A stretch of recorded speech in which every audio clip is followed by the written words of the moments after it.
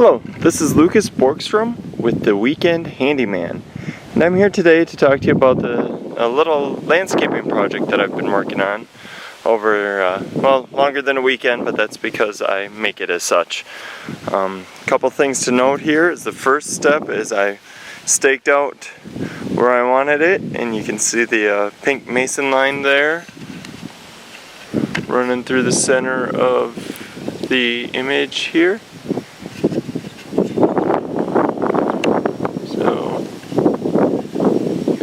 There it is. You can see it really well in the shade. The sun lights it up, you can't see it too well.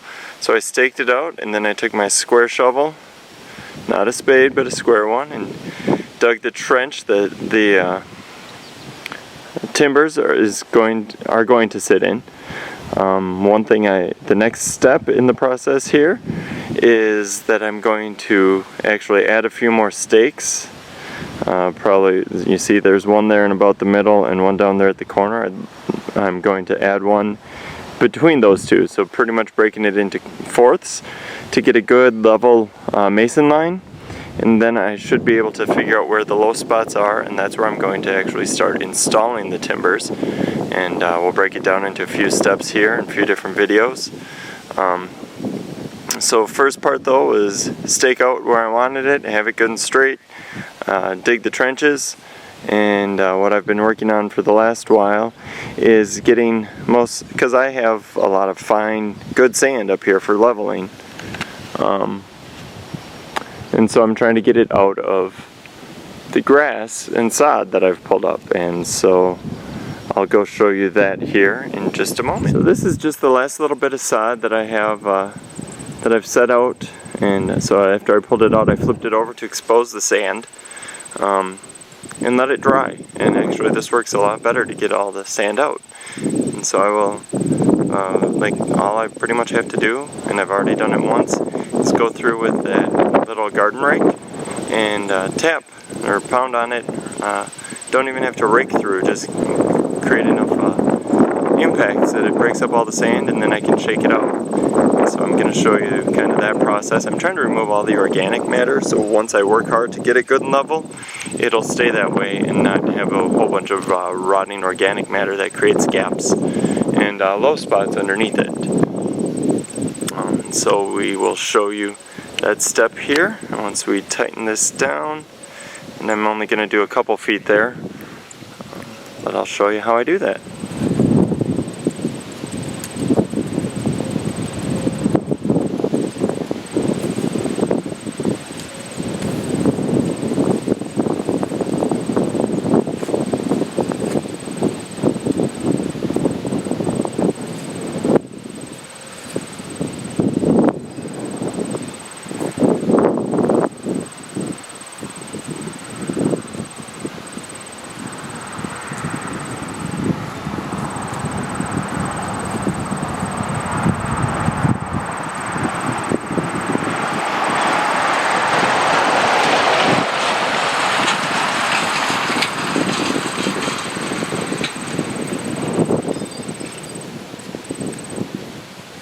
So let's go take a look at how well that actually works. There's a pile of grass and organic matter that I just pulled out of this last section here. See, there is very little sand left on it. It's a whole lot of roots. I mean, if I really wanted to work at it, I could get a little bit more sand out of it, but that is just going to be going right back into my compost pile. Now, I do have some interesting spots of soil where I have some good moss growing on it, and that causes some problems because it's very well rooted, and I can't break that off without breaking off some of the chunks of moss and leaving them in there, and I feel it would break down pretty quickly. It's kind of really squishy, and therefore I don't want to have that as my substrate for these landscape timbers. And so I've already done this to at least as many timbers as I'm going to need on the bottom. I probably will need more timbers, but I didn't want to put these big holes in too many of them. So what you see there is, I cannot recall, it's either a 3/4 or a 7/8 inch hole drilled through that timber. And then, so these are going to be the base, and I want it to hold well Minnesota weather and wet spring thaws, frost heaves, and all that fun stuff, that I don't want it to shift and everything once I have it completed. So let's just loosen this up. Come over here. There we go.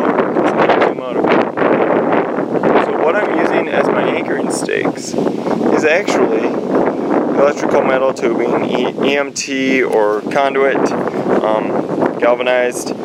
I'm going to be, and you can see I actually have it started in that one because I was testing to see how easy it slides through that hole. It's a good snug fit. And with a 2-pound hammer, it goes in nicely. I'm really hoping that those 17-inch stakes will be long enough with how dense the soil is underneath, how well packed. I'm thinking those will be more than enough, but when you have to buy the MT in 10-foot sticks, you can cut them to whatever length you need for your soil. So if it's a really hard clay soil, you may only need 10 inches. If it's really, really sandy without much clay or anything else, sugar sand, some people would say, you may need 2 feet or more. So you can just cut it to your own liking, either with a pipe cutter, or you can get a metal cutting saw blade for either a circular saw or a chop saw. And so I plan on tucking the landscape fabric, that is the black material there, under the timbers. But first things first is I'm going to go through, level everything off before I move the landscape fabric over everything. So I'm going to figure out the low spot, start with there, level it, get it level, and then install the first timber and build off of that and work my way around the structure. So with that, I hope the next one is going to be further in progress or almost complete. Might have to show you the nails and how else I do this. So here we have a couple next steps in this landscaping timbers project.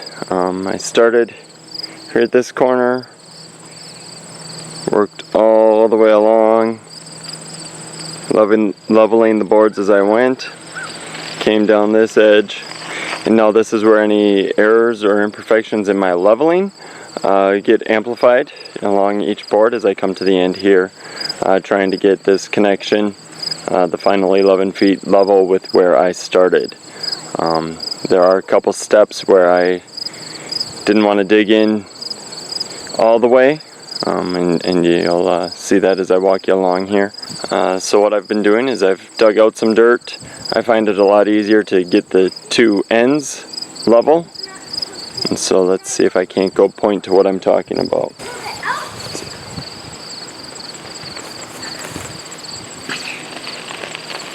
What I'm getting at is I get the end of the board level, both ends, sorry.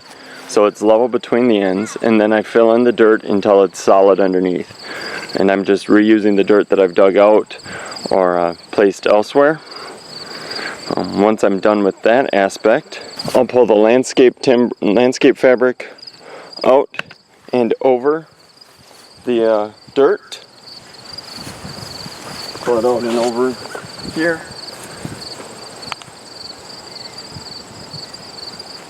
So I see here I have a bit of a low spot here. I'll add a little more dirt there. Come over to here and I see a low spot as well. Fill in some there.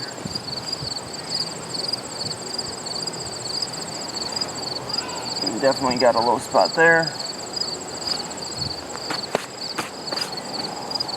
But once it's all ready and all the dirt is set where it needs to be, or sand or whatever other material you're using,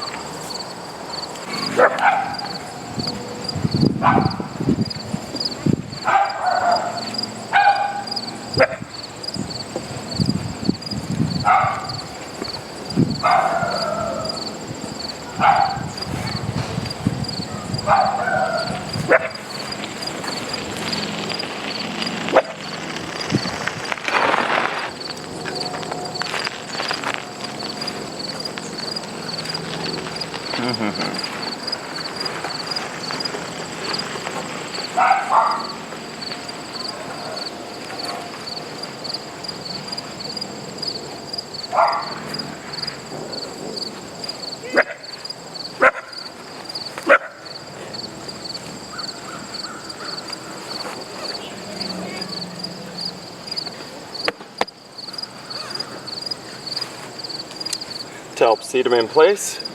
Your trusty rubber mallet. Driving the stake, that one's gonna sit nicely. The next step in the process is to secure these and the fabric all in place. I find it works best to start with the end. I'm connecting to first.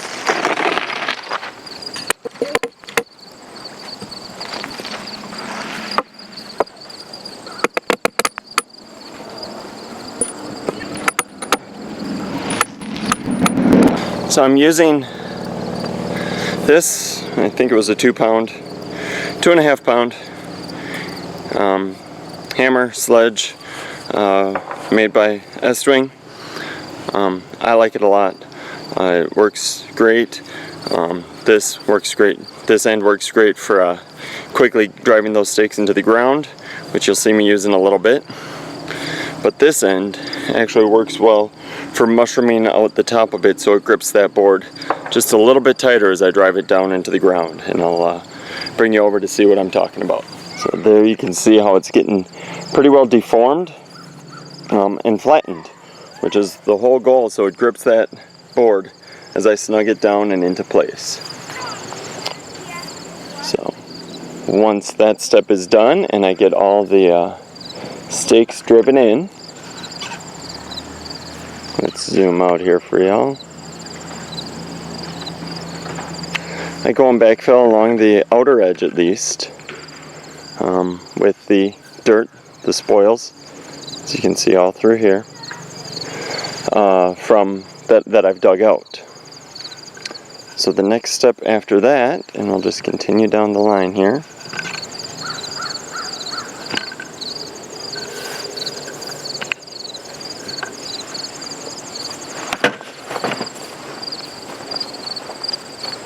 various stages of completion. You can see here how I've already added that second layer, and what I'm using to drive these together are these galvanized ring shank pole barn nails. Galvanized because these are green treated landscape timbers, and because of the chemicals used in the treating process, it will eat away and corrode your common finishes on nails. And so the galvanized nail, and it said right on it that it's designed for use or applicable for treated lumber. So that's one thing to look out for when you are selecting your hardware for a project like this. And then the final step, which I will not show you as I'm in the process of, but we'll show you when it's all complete, is I'm going to add a final layer all along the top so I don't have any of these stakes exposed, and it's good and level all the way around and along. And I will also emphasize then the overlapping of the corners when I get those done. So here we are outside with the finished landscaping project. I have all the landscaping timbers installed where I want them and how I want them. And so we'll talk about some things that I don't think I've touched on in previous videos. One thing is the white marks on the ground. So you can see one there. There's a couple more up here. Now I know I showed you guys the big stakes, the electrical metal conduit, EMT, electrical metal tubing that I was using to secure the lower timbers into the ground with. What I did is I marked where all of those metal tubings were in the bottom layer. So then when I drove nails in, like you can see one right there, I knew not to drive it in right in line with that white line, so it would actually bite into the board below it. So that's that. Couple things you may notice, there's some grass coming through. Come on, there we go. There you can see some of it. So yes, I do have to get some more mulch out here. It was taking a bit more out of the budget than we had anticipated, and so we're going to have to hold off on getting more mulch. But primarily the one thing I would do different out here is work harder to kill all the grass before I started this project. As you can see, I did put down the black landscaping fabric. I agree with calling it fabric because it is rather permeable to water and grass blades. There you can see all the grass coming up there, and it's actually doing quite well over along this side.